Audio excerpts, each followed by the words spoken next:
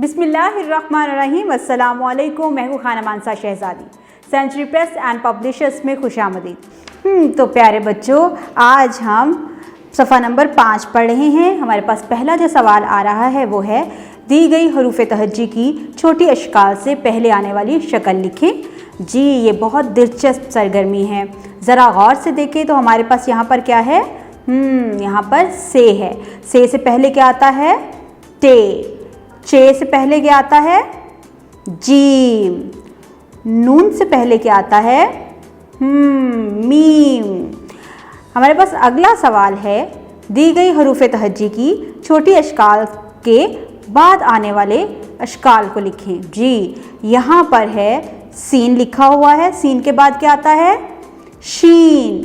फे लिखा हुआ है। फे के बाद क्या आता है? काफ। ज़्वाद लिखा हुआ है।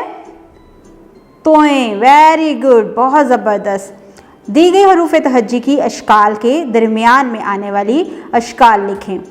फे, काफ, क्याफ। Very good. लाम, मीम, नून। ठीक है, वेरी गुड। ते, टे, से। जी, तो प्यारे बच्चों, आज हमने हरूफ तहज्जी की एक बहुत ही दिलचस्प सरगर्मी की है।